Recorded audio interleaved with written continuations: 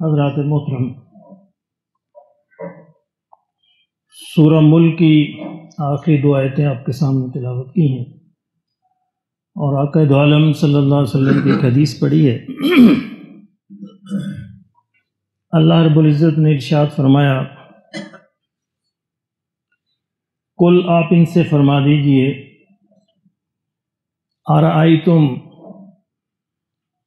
کیا تم دیکھتے نہیں، ان اصبح ماؤکم غورا، اگر اللہ تمہارے پانی کو زمین میں اور نیچے لے جائے،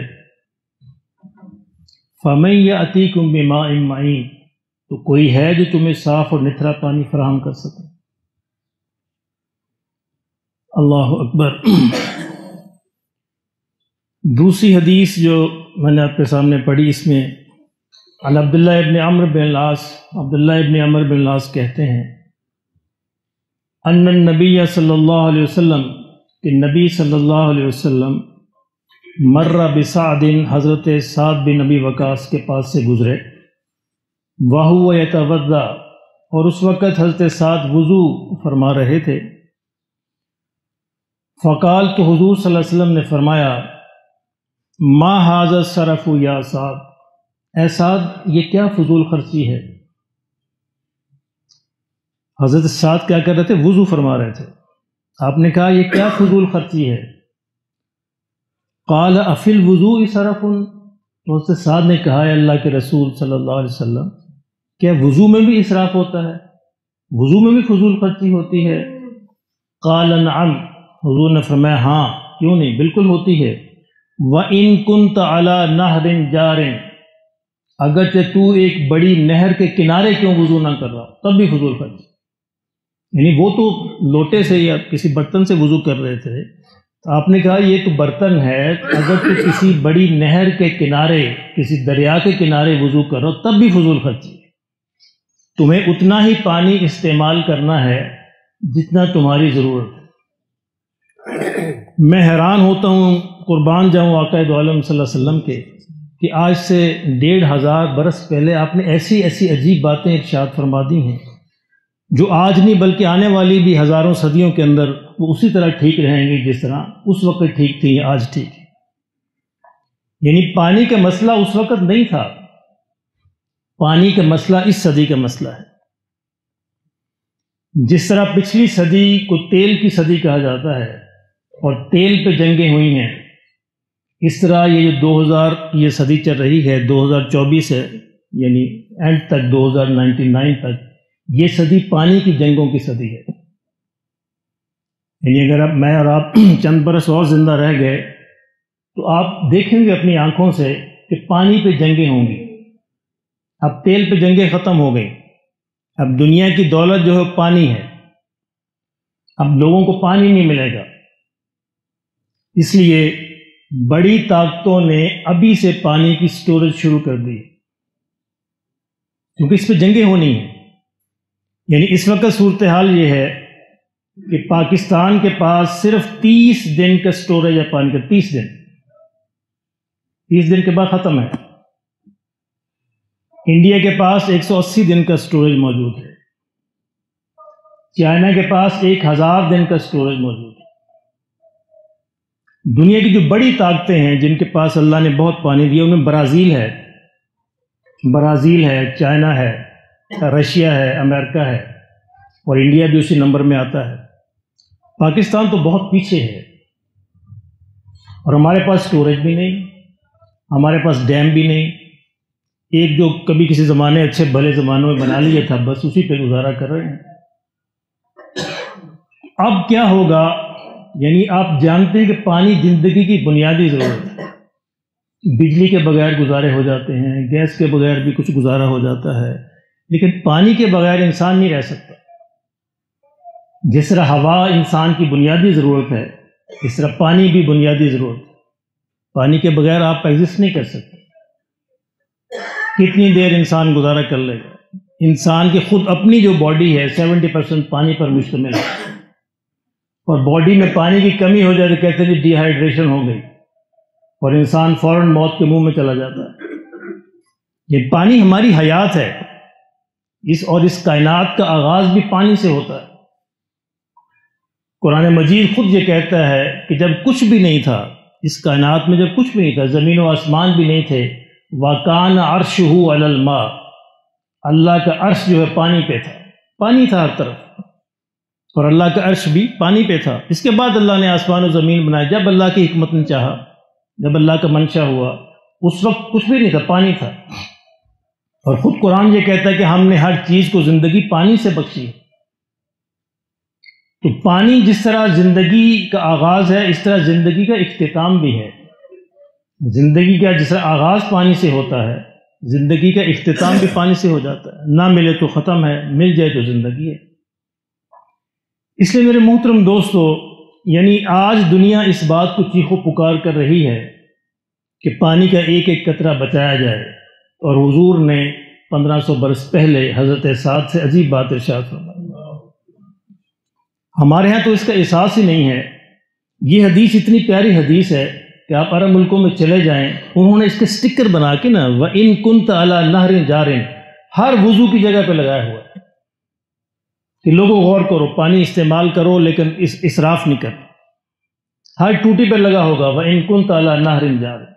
لوگ سمجھتے ہیں اس کو، کچھ کسی نہ کسی کو تو شرم آ ہی جاتی ہے۔ ہم تو اتنے ڈھیٹ بنے ہوئے ہیں، اتنے بے شرم ہیں، اللہ ہمارے حال پر ہے، میرے سمیت، کہ ہمیں اس کا احساس نہیں ہوتا کہ ہم کتنی بڑی نعمت کو ضائع کر رہے ہیں۔ اب پتہ کیا خوفناک صورتحال، آپ کو اندازہ نہیں ہو رہا۔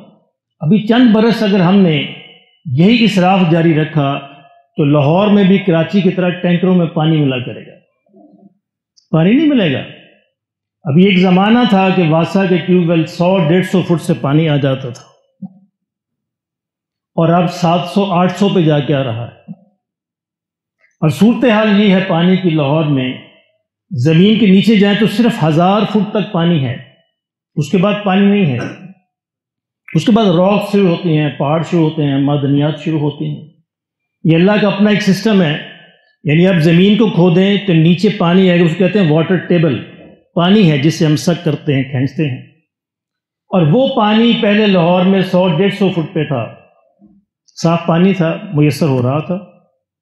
بڑھتے بڑھتے بڑھتے بڑھتے اب وہ 700-800 تک پہنچ گیا ہے۔ کتنا رہ گیا؟ 200 فٹ صرف رہ گیا، کیونکہ 1000 کے بعد پانی نہیں ہے لاہور میں زمین کے نیچے۔ اس کے بیچ یعنی واٹر ٹیبل ہوتا ہے، واٹر ٹیبل کے نیچے ایکوفر ہوتی ہے، تہ ہوتی ہے، جو راکس ہوتی ہیں، پورس راکس ہوتی ہیں، جو پانی کو سک کرتی ہیں، جذب کرتی ہیں۔ جیسے آپ کے وہ اسپنج نہیں ہوتا، اس طرح کی چیز ہوتی ہے جس کے اندر پانی کا سٹوریج ہوتا ہے، ذخیرہ بنتا ہے۔ ضرورت یہ ہوتی ہے کہ جس طرح پانی ہم کھینچ رہے ہیں اوپر، اتنا پانی واپس بھی جانا چاہیے۔ یہ پانی کا بجٹ نیگیٹو میں جا رہا ہے، اتنا ہم نیچے بھیج نہیں رہے جتنا کھینچ رہے ہیں۔ وہ نیچے بھیجنا کیا ہے کہ بارش کا پانی نیچے جائے، اور یہ بارش کا پانی ہم نیچے جانے نہیں دیتے، اور وہ سارا پانی جو گٹروں میں ضائع ہو کر ختم ہو جاتا۔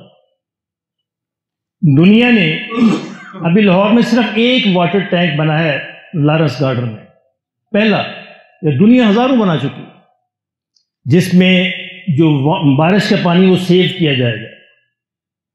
ابھی ایک پروجیکٹ بنا جی 2035 تک جو ہے واسا نے کہا جی ہم لاہور کی جو نہر ہے اس میں سے پانی جو ہے صاف کریں گے، لوگوں کو فراہم کریں۔ 35 ابھی دور ہے، درمیان میں پتہ نہیں کیا ہوتا ہے، کتنی حکومتیں آتی ہیں، پروجیکٹ بنتے ہیں ختم ہوتے ہیں، بنتے ختم ہو جاتے ہیں۔ یہ صورتحال ہے، یعنی 800 فٹ پہ ہم پہنچ گئے ہیں، 200 فٹ پانی، صرف 200 فٹ رہ گئے۔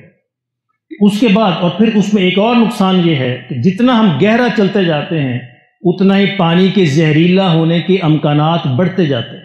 وجہ کیا ہے کہ نیچے راکس ہیں، معدنیات ہیں، انہی کے اندر آرسینک بھی موجود ہے۔ راکس کے اندر عام طور پہ آرسینک ہوتا ہے، آرسینک زہر ہے جس کو سنکھیا کہتے ہیں۔ اب جو ہم نیچے جائیں گے تو ہوتا یہ ہے کہ یہ چانسز ہوتے ہیں کہ آرسینک پانی کے اندر مکس ہو جائے۔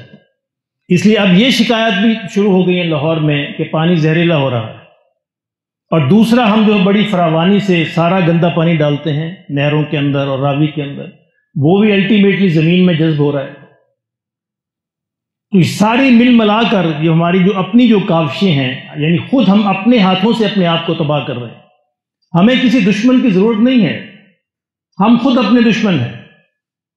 ہمارے رویے اپنے دشمن ہیں، ہمارے اپنے انداز سوچ کے انداز اپنے دشمن ہیں، ہمارے طور و اطوار اپنے دشمن ہیں۔ دشمن کی ضرورت ہی نہیں ہے۔ آپ صبح 11-12 بجے وسیم بلا کے سڑک کا چکر لگائے، ہم خود اپنے دشمن ہیں۔ پوری سڑک گیلی ہوتی، دھو دھو کے ستیاناش کیا ہوتا ہے۔ اتنی بے غیرتی کا یہ عالم ہے، یعنی گھروں کا اتنا پانی باہر پھینکتے ہیں، اس پانی کا حساب کون دے گا؟ یعنی جس کے نبی نے یہ ارشاد فرمایا کہ وضو کے اندر بھی اسراف ہے، آپ نے دھو دھو کے سڑکیں جو ہیں وہ گیلی کر دی، لوگوں کے کپڑے خراب کر دیے، ستیاناش کر دی سب کا۔ اتنا اندازہ نہیں ہوتا کہ اسی گھر میں جو باہر سے آ رہا ہے اس کی جوتیاں جو گندی ہو رہی ہیں، گھر کے اندر گندا ہو رہا ہے۔ نہیں، یہ احساس ہی نہیں۔ یعنی ہمارا بنیادی مرض یہ بن گیا ہے کہ ہم خود غرض ہو گئے ہیں، ہمیں صرف اپنا ہے، دوسرے جائیں بھاڑ کے اندر جہنم میں، بس ہم ٹھیک ہو جائیں۔ یہ وہ بنیادی مسئلہ جو اس قوم کا مسئلہ بن گیا، کسی دوسرے کا ہم خیال ہی نہیں کرتے۔ کسی معاملے کے اندر بھی ہم جا رہے ہیں سڑک پہ اندر، یکدم سے ادھر تھوک دیں گے، چاہے جس کے منہ پہ مرضی پڑے، ہمیں نہیں پتا کہ ہمارے ارد گرد بھی کوئی لوگ موجود۔ ہم جنگل کے اندر نہیں رہ رہے، پہاڑوں میں نہیں رہ رہے، ہم ایک معاشرے کے اندر رہ رہے ہیں جہاں ہمارے 24 گھنٹے ارد گرد لوگ موجود ہوتے ہیں۔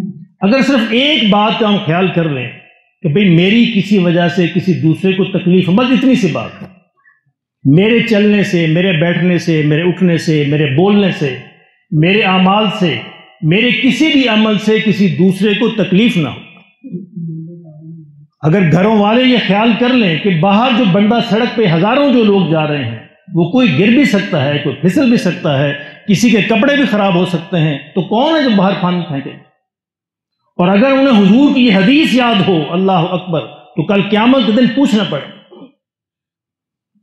میں وہ سر سید اسکول کے پاس سے آ رہا تھا، تو ایک صاحب ایسے ہی پائپ پکڑ کے جناب وہ لگے ہوئے سڑک پہ، تو میں نے ہمت کر کے انہیں کہہ دیا کہ جناب آپ کو اس کا حساب بھی دینا ہے، جو پائپ سے پانی آپ پھینک رہے ہیں آپ کو اس کا حساب بھی دینا ہے۔ میرے گلے پڑ گئے، وہ آیا تو صاحب والا دیکھ لیں گے صاحب نو، اچھا ان کو اندازہ نہیں حساب ہوتا کیا کیا مطلب۔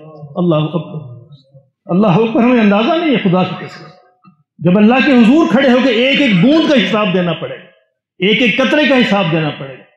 دوسری قومیں تو جائیں جہاں مرضی جائیں، ہمارے تو نبی یہ ارشاد فرما گئے، قرآن یہ کہہ رہا ہے، لوگوں اس پہ غور کر لو، اللہ تمہارے پانی کو زمین اور نیچے لے جائے، ذرا کھینچ کے دکھانا اس کو۔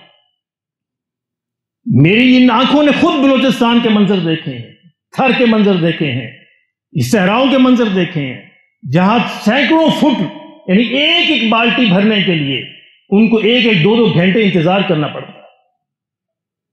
بلوچستان میں یعنی پورے گھر کی عورتیں بیچاری اس کام پہ وقف ہوتی ہیں کہ انہوں نے پانی لے کے آنا صبح سے لے کے شام تک، اور جو ہماری حرکتیں ہیں تو لاہور میں یہی ہو جائے گا۔ آج کسی کو سمجھائیں تو گلے پڑتا ہے، ایک ایک بالٹی کے لیے آپ کو بھیک مانگنی پڑے گی، اور آپ کو اندازہ نہیں کہ دنیا میں کیا ہو رہا ہے۔ اب دنیا میں جس طرح تیل بک رہا تھا، اب دنیا میں اس طرح علاقے جو ہیں بکے جا رہے ہیں، بالا بالا اوپر اوپر بڑی طاقتیں علاقے خرید رہی ہیں۔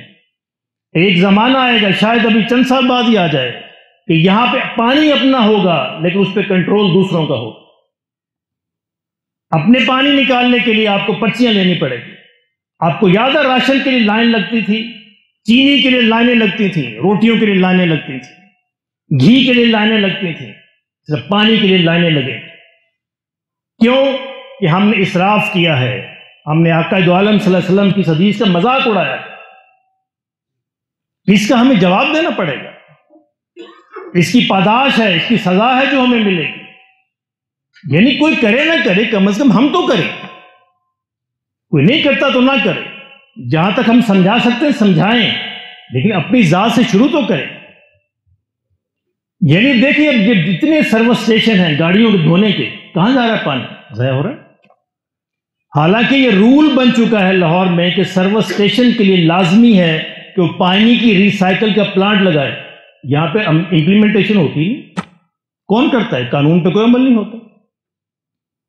اگر ہم مسجدوں کے اندر یہ صورتحال ہونی چاہیے، مسجدوں کے اندر جو وضو کا پانی ہے اس کی ریسائیکلنگ ہونی چاہیے، ہر مسجد کے لیے لازمی کیا جائے، ہمارے تو خیر دھوتے 2-4 بندے وضو کے لیے، جو بڑی مساجد ہیں جہاں سینکڑوں کے حساب سے لوگ وضو کرتے ہیں، وہ سارا پانی ضائع ہوتا ہے۔ اگر اس کی ریسائکلنگ کی جائے تو وہی پانی دوبارہ وضو کے لیے استعمال ہو سکتا ہے، یا کم از کم وہ پودوں کے لیے استعمال ہو سکتا ہے، اس کو پودوں کی طرف کسی پارک کی طرف بھیجا جائے تاکہ وہ پانی وہاں پہ استعمال ہو، صاف پانی استعمال نہ ہو۔ اب دیکھیں کبھی کسی دیکھ لیں یہ ڈونگی گراؤنڈ کے پاس جو واٹر فلٹر لگا ہوا ہے، صاف پانی ہے، فلٹر ہے، اہتمام کیا گیا ہے، جس برے طریقے سے لوگ اس کو بھرتے ہیں، ایک کین بھریں گے 2 ضائع کریں گے۔ اب یہ جو ضائع کیا جا رہا ہے اس کا حساب کون دے گا؟ میرا سوال صرف یہ ہے، باقی چیزیں چھوڑ دیں آپ پیچھے، میں تو صرف یہ عرض کر رہا ہوں کہ ہمیں ایک ایک قطرے کا، ایک ایک بوند کا، ایک ایک گھونٹ کا، ایک ایک لقمے کا حساب دینا ہے۔ آپ کو یاد ہے کہ آقا دو عالم صلی اللہ علیہ وسلم تشریف لے گئے حضرت ابو ایوب انصاری کے گھر،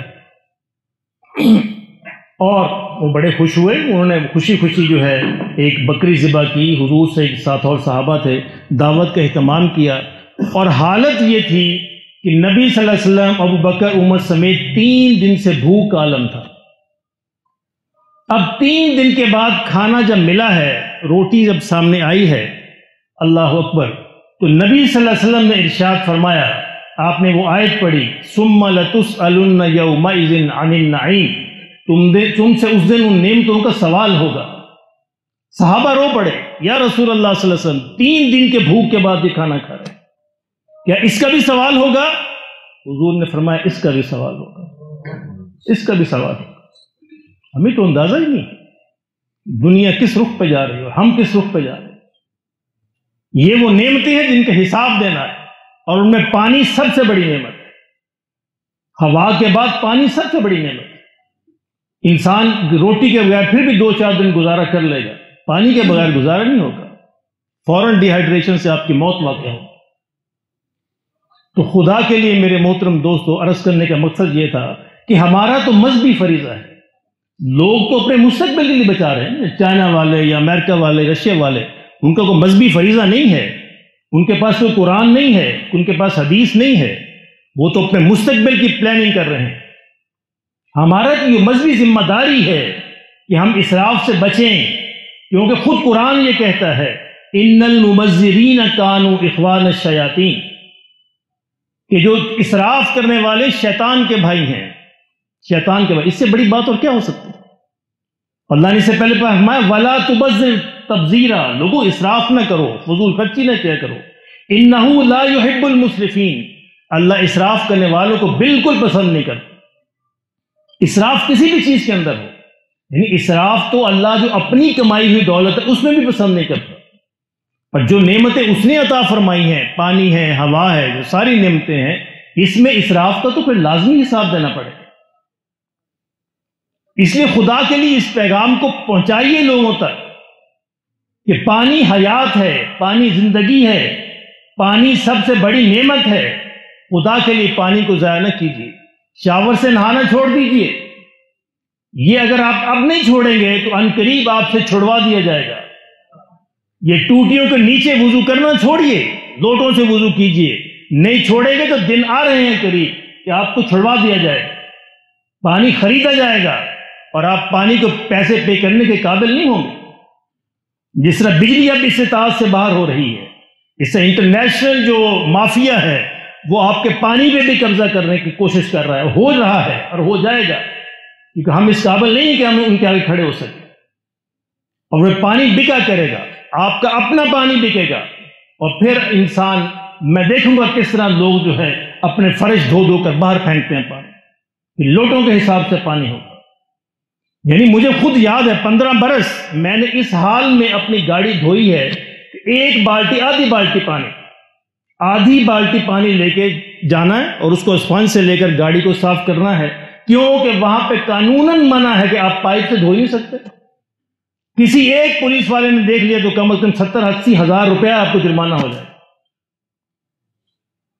یہ عیاشی سے پاکستان کے اندر ہوتی ہے کہ پائپ پکڑ کر آپ گاڑیاں دھو لیں، پائپ پکڑ کر آپ سڑکوں کو دھو لیں، پائپ پکڑ کر کسی اور چیز کو دھو لیں، اس کا حساب کس نے دینا ہے؟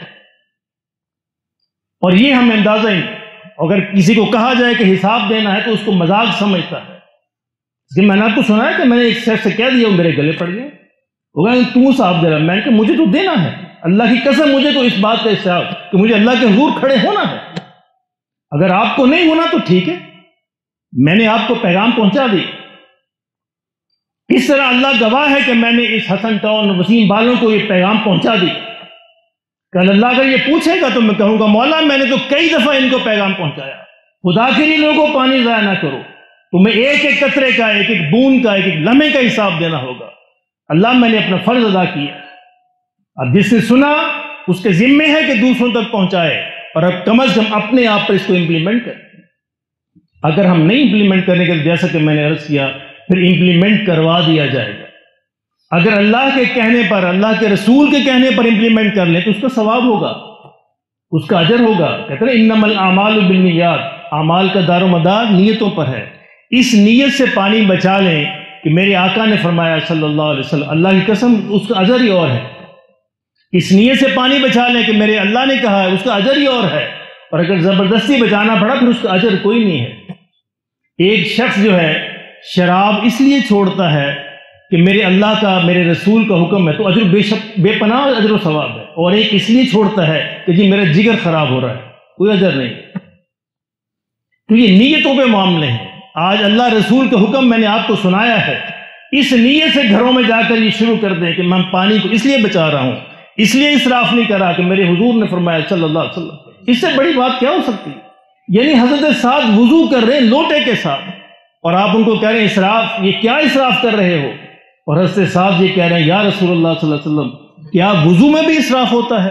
حضور نے وہ قیمتی جملہ ارشاد فرمایا جو آپ کو ہر عرب ملک کی ہر ٹوٹی پہ لکھا مل جائے گا، وَإِن كُنْتَ عَلَى نَهْرٍ جَارٍ، ہاں کیوں نہیں، اگر تم جاری نہر پہ بھی وضو کر رہے تب بھی اسراف۔ اب دیکھیں تالاب میں یا نہر میں، دریا میں وضو کریں تو پانی تو اسی میں جاتا ہے، اسراف یعنی ضائع نہیں ہوتا، لیکن پھر بھی حضور نے فرمایا اپنی ضرورت سے زیادہ چلو میں پانی لے لیا تو وہ بھی اسراف۔ تو ہمارا جو حال ہے وضو کا، ہمارا نہانے کا، ہمارا دھونے کا، پانی ضائع کرنے کا، اللہ ہمارے حال پر رحم فرما دے، مجھے بھی سمجھ نصیب فرمائے، آپ کو بھی۔ خدا کے لیے اس پیغام کو سمجھیے، خود بھی سنیے، خود بھی عمل کیجیے، دوسروں تک پہنچائیے، ورنہ اگر ہم نے عمل نہ کیا تو پھر ہمیں جوتیاں ڈال کے، ہماری جوتیاں مار کے اس پہ عمل کروایا جائے گا، اور اس وقت ہمیں کوئی ثواب نہیں ہوگا۔ آج اگر حضور کی بات پہ عمل کرتے ہوئے ثواب کر لیں تو انشاءاللہ دنیا کے اندر بھی اجر ہوگا، آخرت میں بھی اجر ہوگا۔ اللہ ہماری نعمتوں کو قائم رکھے، ورنہ یہ نعمتیں ہم سے چھین لی جائیں گی۔ اللہ ہمارے حال پر رحم فرمائے اور وہ برا دن دیکھنے سے ہمیں محفوظ فرمائے۔ وما علینا الا البلاغ۔